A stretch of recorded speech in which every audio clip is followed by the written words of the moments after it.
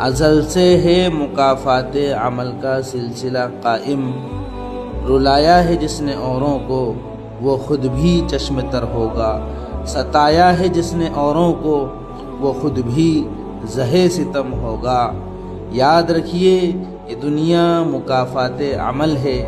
आज जैसा हम करेंगे कल वैसा ही हमारे साथ किया जाएगा।